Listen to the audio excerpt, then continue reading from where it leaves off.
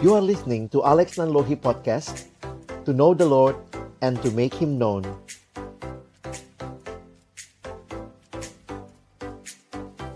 Jemaat Tuhan, kita tunduk kepala, kita berdoa di hadapan Tuhan. Kami bersyukur kami boleh datang di hari perhentian yang Kau berikan kepada kami.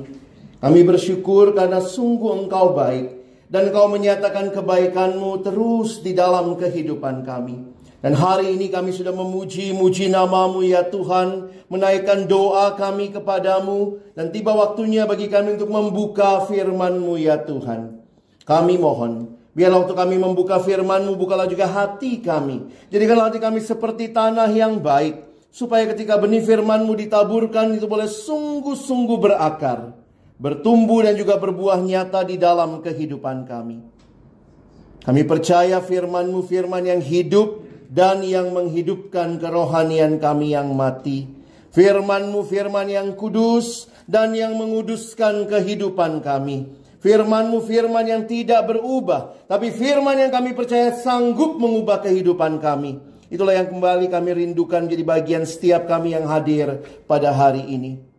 Tolong kami ya Tuhan pada akhirnya, bukan cuma jadi pendengar firman yang setia, tapi mampukan dengan kuasa pertolongan dari Roh-Mu yang kudus, kami dimampukan menjadi pelaku-pelaku firman-Mu di dalam hidup kami, di dalam keseharian kami.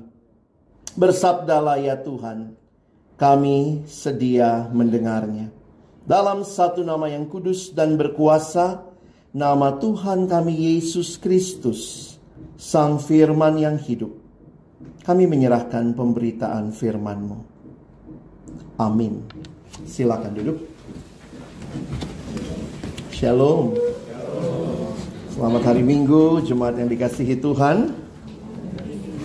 Kita bersyukur kesempatan ini bukan cuma sekadar rutinitas.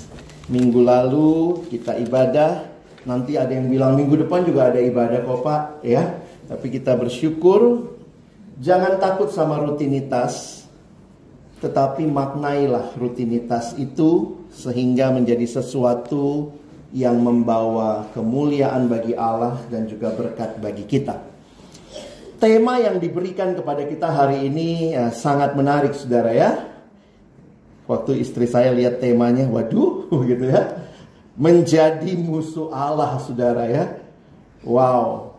Bagaimana hal ini kita harus lihat sama-sama ya. Di dalam Alkitab ada bagian yang menyatakan hal ini. Menjadi musuh Allah. Saya mau mulai dengan sebuah kutipan dalam bahasa Inggris mengatakan kalimat demikian.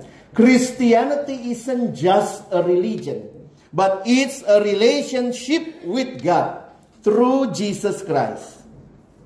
Kekristenan bukan sekadar agama. Ada unsur agamanya, ada. Kita ada ritual, ada ibadah, ada liturgi, ada gedung ibadah. Ini semua bagian dari ritual beragama. Tetapi kekristenan lebih daripada sekadar agama. Kekristenan adalah relasi dengan Allah di dalam dan melalui Yesus Kristus. Dan saya pikir itu yang membedakan dengan semua yang lainnya. Ini bicara relasi, Bapak Ibu Saudara. Pastikan relasi itu kita miliki. Bukan hanya sering beribadah. Bukan hanya terlibat hal-hal berkaitan dengan ibadah. Bapak Ibu kenal burung gereja? Apa kurang rohaninya burung gereja ya? Namanya burung gereja, farmnya gereja. Bapak Ibu ada yang farmnya church? Bayangkan ya, dia lahir di gereja, makan di gereja, mandi di gereja ya. Tapi apakah dia punya relasi dengan sang pemilik gereja? Jangan cuma jadi burung gereja. Pastikan kita punya relasi dengan Allah. Dan relasi seperti apa? Bagaimana supaya relasi itu boleh menjadi bagian yang kita nikmati? Maka hari ini kita akan melihat. Karena kalau tidak ada relasi yang indah itu, maka tema ini jadi hal yang mengerikan. Saudara bisa menjadi musuhnya Allah. Emang ada ayatnya Pak? Ada ya. Kita lihat sama-sama Yakobus pasal 4 ayat 1 sampai 10 kita akan membaca bagian ini bergantian nanti. Yakobus pasal 4 ayat 1 sampai 10. Silakan boleh dilihat, saya juga nanti tampilkan di screen di depan sehingga Bapak Ibu bisa mengikutinya. Saya kasih sedikit latar belakangnya dulu ya, bahwa bagian ini bagian yang berkaitan dengan apa? Kalau kita perhatikan secara keseluruhan, nah, Yakobus 4 ayat 1 sampai 10 adalah bagian dari pesan kitab Yakobus. Yang terkait tentunya kita masih ingat ya, iman tanpa perbuatan adalah mati. Maka dalam kaitan itu, Yakobus menekankan bahwa iman harus diwujudkan dalam tindakan. Lalu kemudian dia menggambarkan ya bagaimana seseorang berinteraksi satu dengan yang lain. Bagaimana menangani konflik dan hawa nafsu mereka. Tapi ada hal yang menarik yang berkaitan dengan tema kita hari ini. Bahwa perilaku yang muncul ternyata terkait dengan siapa yang menjadi sahabat kita. Oke? Perilaku yang biasanya muncul dalam kehidupan akan menentukan sebenarnya siapa yang jadi sahabat kita. Kita lihat sama-sama nanti ya. Mari kita membaca bergantian. Pria mulai membaca ayat pertama, yang perempuan membaca ayat yang kedua. Kita bergantian sampai dengan ayatnya yang ke-10. Pria akan mulai 1, 2, ya. Dari manakah datangnya sengketa dan pertengkaran di antara kamu?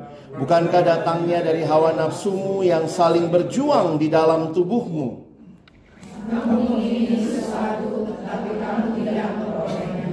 Lalu kamu membunuh, kamu iri hati, tetapi kamu tidak mencari kejujuran. Lalu kamu bertengkar antara lain. Kamu tidak memperoleh apa-apa karena kamu tidak berdoa. Atau kamu berdoa juga, tetapi kamu tidak menerima apa-apa karena kamu salah berdoa. Sebab yang kamu minta itu hendak kamu habiskan untuk memuaskan hawa nafsumu.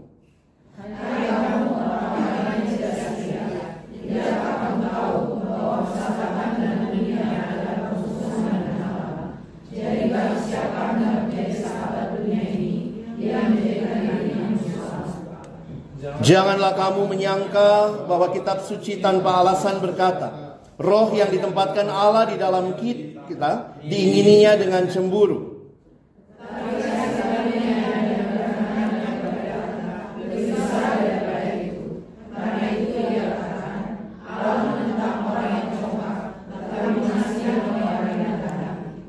Karena itu tunduklah kepada Allah dan lawanlah iblis, maka ia akan lari daripadamu.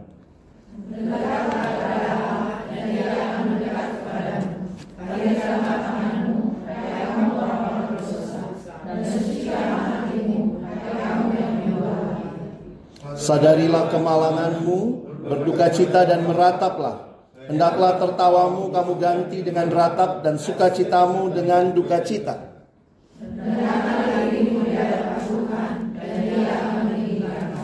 Sedemikian jauh pembacaan firman Tuhan. Berbahagialah kita yang bukan hanya membacanya, tapi juga merenungkannya, melakukannya dalam hidup kita, dan bahkan membagikannya. Bapak Ibu Saudara yang dikasihi Tuhan, kekristenan bicara relasi dengan Tuhan. Dan relasi dengan Tuhan itu menentukan bagaimana akhirnya sikap kita di dalam kehidupan. Karena itulah bacaan kita hari ini saya mau mengajak kita melihatnya di dalam topik yang kita akan pelajari. Ada gambaran tentang dua macam persahabatan. Saudara ya. Yang pertama, kalau Bapak Ibu nanti perhatikan secara umum di dalam ayat 1 sampai 5, itulah persahabatan dengan dunia. Jadi kalau mau ingat-ingat di rumah itu ya, ayat 1 sampai 5 baca lagi, itu persahabatan dengan dunia. Ayat 6 sampai 10 bicara persahabatan dengan Allah. Nah, yang menarik di ayat yang keempat yang kita baca tadi, bahwa ternyata persahabatan dengan dunia itu adalah permusuhan dengan Allah. Nah, ini menjadi menarik untuk kita renungkan. Apakah Tuhan tidak suka dengan dunia? Bukankah Dia yang menciptakan dunia ini?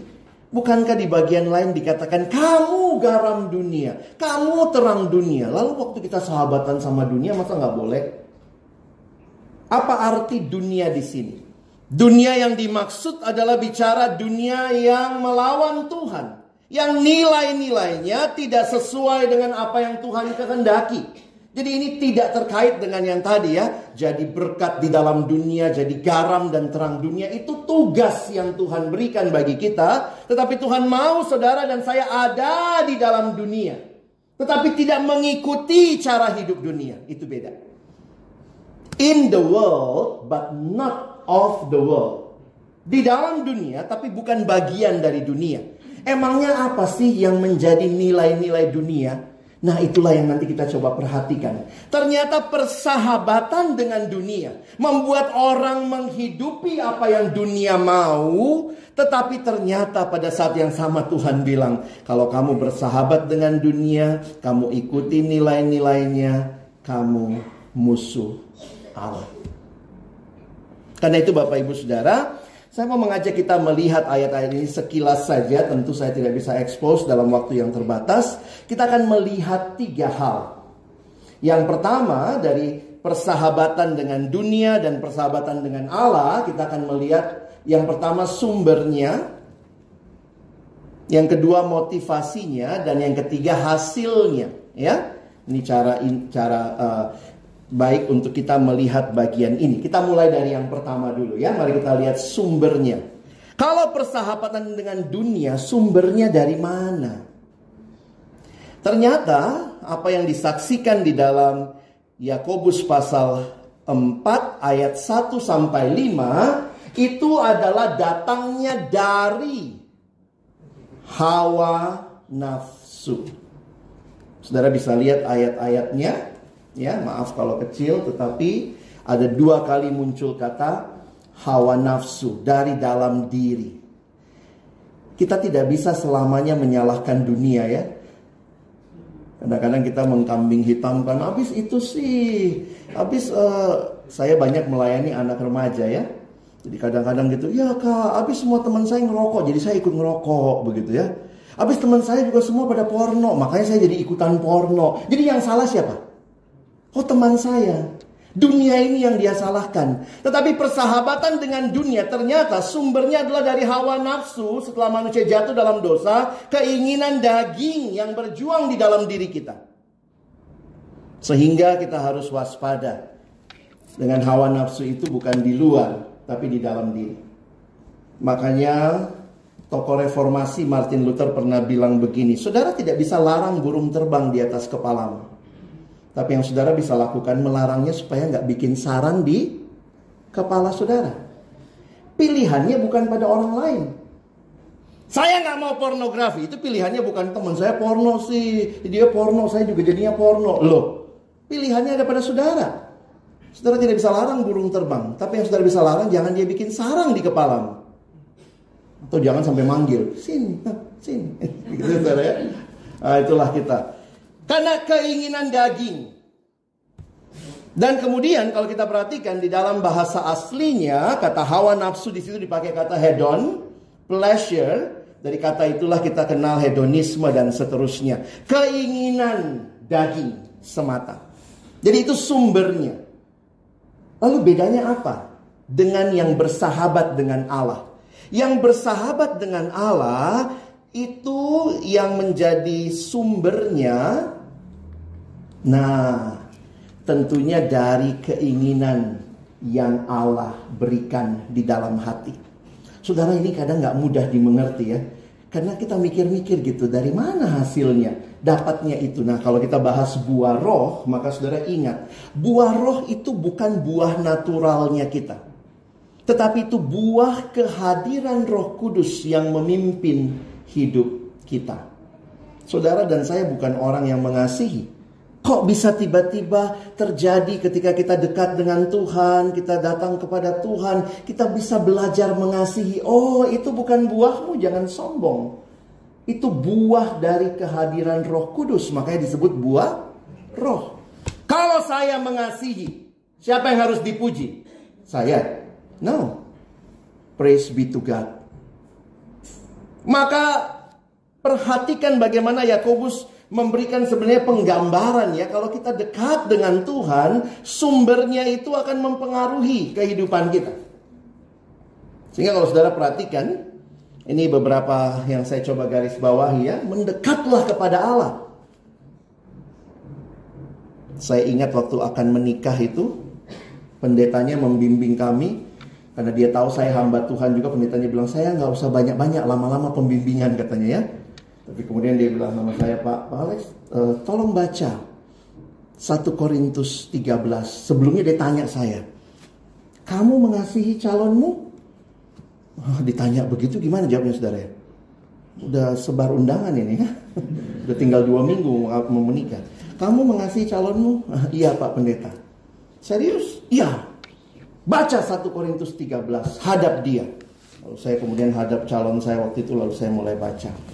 Kasih itu sabar, kasih itu murah hati, kasih itu semua ya dibaca ya. Sampai selesai baca dia bilang bagus. Betul? Kamu mengasihi calonmu? Iya Pak Pendeta. Tinggal 2 minggu ya. Terus kemudian dia bilang sekarang ganti, baca lagi tapi ganti, pakai namamu. Lalu saya mulai baca. Alex itu sabar, Alex itu murah hati. Di situ saya jadi sadar, buah roh itu bukan buah kita. Nangkap maksud saya ya?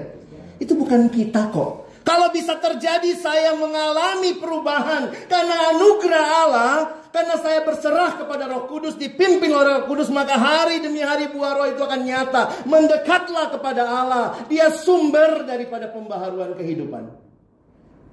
Bukan dari diri kita. Dari diri kita itu cuma ada keinginan daging.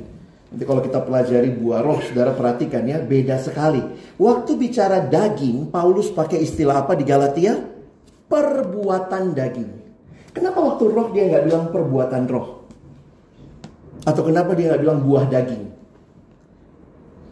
Pendeta Timothy Keller almarhum baru meninggal, dia mengatakan disitulah yang membedakan bahwa sumbernya ilahi.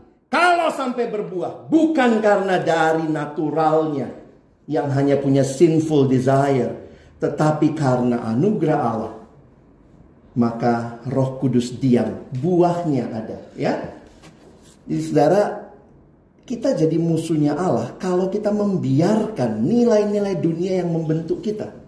Tapi kalau kita dekat sama Tuhan, kita terus dijaga oleh firman-Nya, dijaga oleh komunitas, maka bersyukurlah. Itu cara Tuhan memelihara supaya saudara dan saya mengalami hidup yang berbuah. Motivasinya juga beda, saudara. Sumbernya beda, motivasinya beda. Coba lihat. Kalau motivasi yang pertama, ya tentu untuk memperoleh keinginan-keinginan duniawi. Dan seperti apa itu? Ngeri banget gambarannya ya. Coba Bapak Ibu lihat. Sengketa, pertengkaran. Jadi Pak Yakobus memberikan gambaran kalau ini ciri hidup kita, berantem terus, sengketa terus ya. Dari situ kemudian akhirnya membunuh.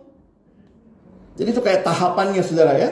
Lalu kemudian kamu membunuh, kamu iri hati, kamu tidak capai tujuanmu, kamu bertengkar, lalu kamu berkelahi. Kamu tidak berbuat apa-apa karena kamu tidak berdoa. Lalu dia masuk ke doa ya.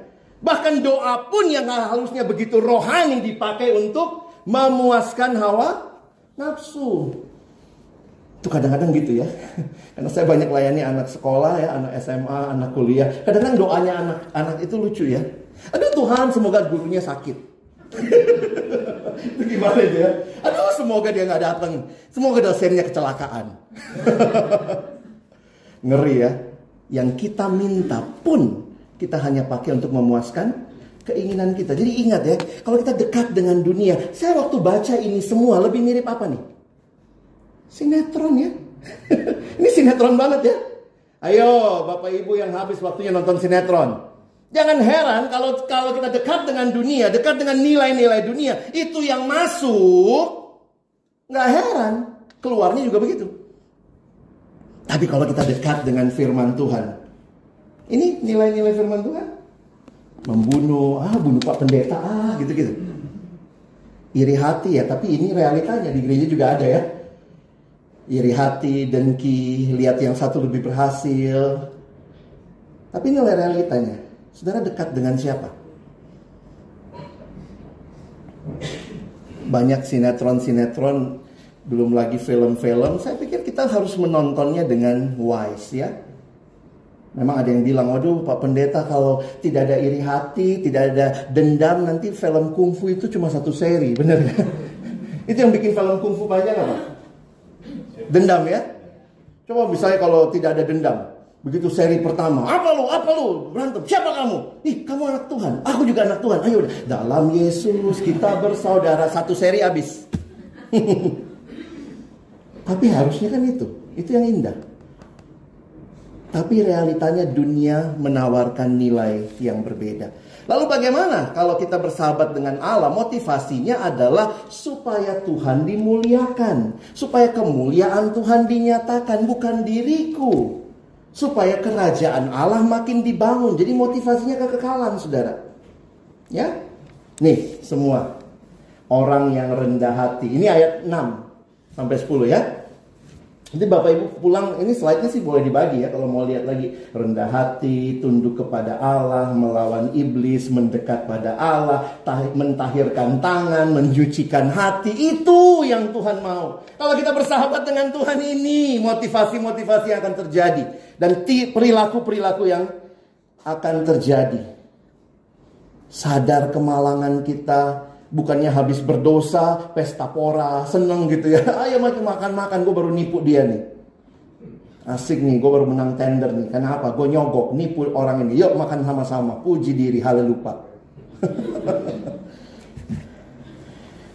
Persahabatan dengan Tuhan beda dengan dunia. Dan dunia itu adalah persahabatan yang menjadi musuh Allah. Jadi jangan pikir jadi musuh Allah itu saudara bukan orang Kristen. Saya waktu renungkan, ini Yakobus ini ditulisnya buat orang Kristen, tapi ada orang Kristen yang belum berubah. Orang Kristen duniawi lah, kira-kira begitu ya, walaupun itu kontradiksi dalam termnya ya. Kok orang Kristen tapi duniawi? Tapi realitanya begitu enggak? Kita bilangnya kita Kristen, kita kenal Tuhan, tapi kadang-kadang kita tanya, di mana Tuhan dalam hidupku?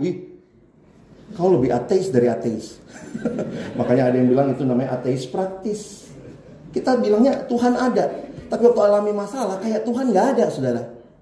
Lucu ya. Makanya saya bersyukur ya, gereja punya kesempatan setiap kali kita datang ngaku dosa. Saya paling nikmati itu loh kalau ke gereja ya. Kenapa kita ngaku dosa? Ya karena seminggu ke belakang ada saat-saatnya kita mendukakan hati Tuhan. Tuhan, saya udah jadi musuhmu sebenarnya. Kemarin waktu saya ngomong begini, waktu saya bertingkah laku begini, waktu saya berbisnis begini, waktu saya bersahabat begini. Tuhanku, jika hati kawanku terluka oleh tingkah ujarku. Jangan pikir saudara dan saya selamanya baik-baik saja. Kita mesti jujur sama diri kita di hadapan Tuhan. Nah hasilnya apa? Yang bersahabat dengan dunia, ya tentunya spiritual adultery. Ini menarik untuk kita perhatikan. Dikatakan perselingkuhan rohani. Ini perselingkuhan yang Tuhan gambarkan.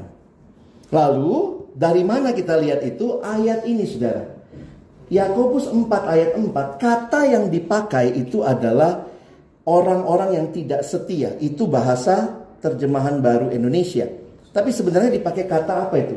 Moichalides itu adalah, lihat bagaimana terjemahan lain. Terjemahan ini misalnya The Message menggunakan you are cheating on God. Terjemahan sederhana Indonesia menggunakan kata apa? Pelacur kamu. Ya, karena itu kata ini waktu di para ahli meneliti segala macam karena bentuknya feminin, maka dikatakan itu gambaran ketidaksetiaan seperti perempuan yang tidak setia. Karena itu gambaran Israel di perjanjian lama seperti istri yang tidak setia.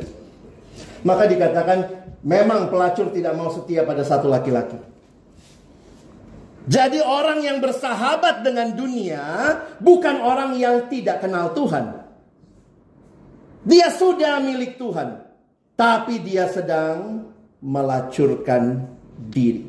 Minggu ke gereja, tapi hari lain, do not just be a Sunday Christian, be a Christian every day. Jangan hari Minggu kita sahabat sama Tuhan. Wah hari Minggu tuh kalau perlu pakai buletan di atas kepala, nggak injek tanah ya. Wah kalau kepentok, oh haleluya. Kejedot, oh Maranatha. Hari Minggu aja ngomongnya luar biasa. Kemana gerejanya? Antioquia. Hari lain, nyet, jing, pret. Waduh. Nggak klop saudara. Hari Minggu sahabatan, hari lain musuhan. Saudara mau begitu sama Tuhan? Saya sih nggak mau ya, tapi saya juga sadar Tuhan. Makanya saya menikmati pengakuan dosa. Tuhan, bila hati kawanku terluka oleh tingkah ujarku, seminggu ini apa yang kita lakukan? Do not just be a Sunday Christian, be a Christian every day. Dan ayat yang kelima menegaskan bahwa untuk itu Tuhan kasih rohnya di hati kita. Maksudnya apa? Roh itu menandakan kepemilikan. Makanya dikatakan roh yang ditempatkan Allah dalam diri kita diingininya dengan cemburu. Allah cemburu kalau kita main-main sama dunia. Kenapa? Kita miliknya. Makanya sekali lagi ini bukan masalah orang selamat nggak selamat ya. Ayat ini bicara orang yang udah selamat. Bagaimana dengan kita? Apa hasilnya kalau bersahabat dengan Allah?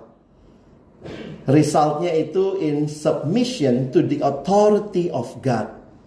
Tunduk kepada Allah. Dan itu terjadi.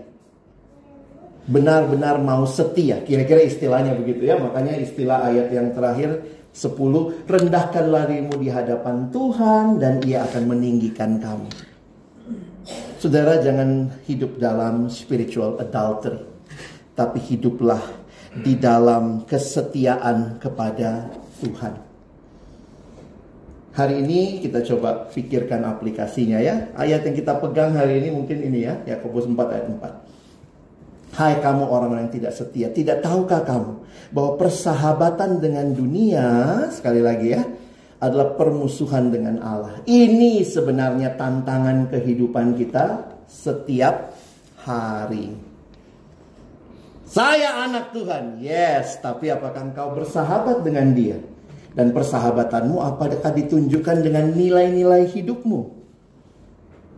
Jangan-jangan kita bersahabatnya lebih banyak dengan dunia. Karena apa? Inputnya itu ya. Kalau sinetron nggak boleh ganti channel. 3 jam deh itu ya. Kalau baca Alkitab 2 menit udah. Kadang-kadang sinetron kita juga ya, yang jam berapa tuh di televisi tertentu. Ya ampun, selingkuh lagi. Sehingga tidak heran ketika saya melayani beberapa orang dalam pergumulan rumah tangga, gampang sekali bilang cerai. Kenapa? Yang ditonton infotainment semua cerai. Jadi gampang gitu. Aduh udahlah, kalau udah susah nggak ada jalan keluar, cerai saja. Kadang-kadang saya pikir ngeri banget ya, karena kita bersahabat dengan dunia, nilai dunia masuk. Saya kasih contoh saja. Apa itu bahagia? Kan dunia selalu bicara ini yang kita cari. Bahagia. Apa cara pandang dunia? Nah, saya gambarkan begini ya. Karena waktu saya coba perhatikan. Apa sih bersahabat dengan dunia? Cara pandang seperti apa? Maka ini. Ada yang bilang, saya akan bahagia kalau saya kaya.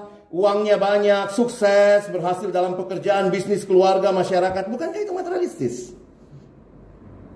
Kadang-kadang kita mengukur sukses dari materi. Kalau sukses dari materi, Yesus itu orang paling tidak sukses. Apa? Yesus tinggalkan apa sama kita? Ada sekretariat Tuhan Yesus kasih? Deposito? Ya elah. Kadang saya mikir, apa sih yang Tuhan tinggalkan? Kalau dunia mengukur sukses dengan materi, hati-hati. Jangan-jangan kita bilangnya kita Kristen, tapi sehari-hari materi jadi nomor 1. Itu namanya melacurkan diri. Bukan berarti tidak butuh materi. Ya, jangan salah. Kadang-kadang orang Kristen bilang, wah di khotbah di sana tuh nggak ada materinya. Enggak. Materi penting dalam tempatnya, tapi bukan yang terpenting. Beda ya. Jangan diperhamba sama uang. Ada nggak bapak ibu leskan anaknya matre? Ada? Pulang sekolah anak gitu, nak kau pergi les matre? Ada? Mungkin nggak ada ya. Tapi tanpa sadar, maaf, tanpa sadar ada juga ibu-ibu, bapak-bapak matre yang tidak sadar lalu kemudian bilang, itu biasanya terjadi di mana ya? Kalau lagi arisan keluarga ya. Itu anaknya ommu itu namanya sukses, lihat mobilnya. Bapak Ibu ngajar matre itu, anak akhirnya bilang, oh mamaku itu sukses kalau mobilnya mesti kayak anaknya om itu. Kita nggak sadar ya, tapi kita mungkin menanamkan. Kenapa? Saya nggak mau Pak direndahkan orang. Keluarga kami dulu susah, sekarang saya harus dipandang dengan apa? Lihat materi yang kami punya. Wah, itu namanya sukses. Baru pulang S2 dari luar negeri. Gimana kalau dari luar angkasa? Pasti lebih wow, suksesnya luar biasa. Saya bukan katakan tidak boleh. Saya juga sekolahnya di luar negeri kok dulu. Tapi apakah itu tanda kesuksesan?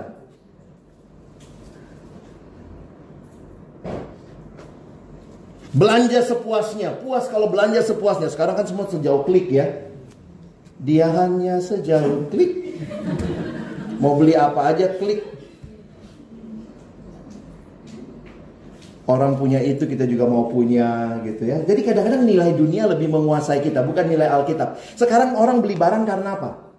Saya balik lagi ya, karena yang cewek-cewek yang masih muda-muda, kenapa beli itu? Ih lucu. Beli barang karena lucu, bukan karena butuh. Beda gak? Jadi akhirnya habis beli barang ketawa-ketawa, gila. Kalau tidak butuh jangan beli, itu prinsipnya. Biarpun murah, kalau nggak butuh jangan beli. Tapi kalau butuh, biarpun mahal, perjuangkan. Kalau nggak kita konsumerisme. Sana beli 3 dapat 1. Ya udah, kita belilah walaupun nggak butuh. Berapa lemari baju yang cukup di rumah? Coba yang tukang beli-beli online. Tiap hari tambah satu. Lama-lama lemarinya mesti ditambah ya. Saya mikir-mikir waktu itu, bersyukur ikut satu pelatihan ya, hidup sederhana seperti Yesus. Aduh, sedih juga. Gimana tuh? Tapi kemudian dikasih tips, kalau ada satu baju masuk, baju baru, harusnya satu baju keluar. Supaya lemarinya nggak usah nambah. Ada yang bisa pakai 10 baju sekalian. Kita tuh udah matre, rakus. Itulah kita semua ya. Kalau sahabat sama dunia. Kalau sahabat sama Tuhan, kita lihat hidup Yesus. Makanya ada yang bilang, bang kami masih kontraktor sekarang. Kenapa? Masih ngontrak maksudnya ya. Kontraktor, pindah rumah, kontrak terus.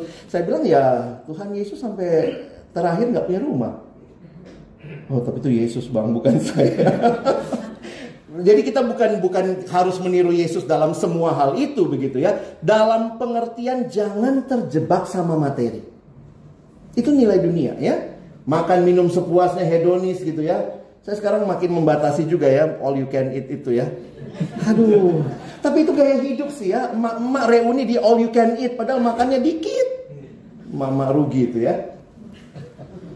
Tapi itu realita. Maksudnya itu ada di sekitar kita. Bukan gak boleh, tapi ingat, jangan terjebak. Karena waktu kita terjebak, kita sedang menjadikan diri kita musuhnya Allah.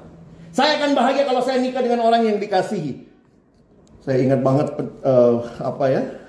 seorang pembimbing rohani saya dulu bilang gitu ya. Ini ketemunya di lapangan parkir, menjelang menikah lagi ya, 2 minggu menjelang menikah itu.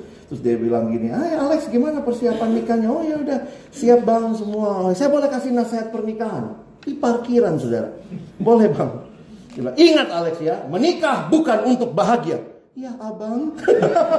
Tinggal 2 minggu. Menikah buat apa?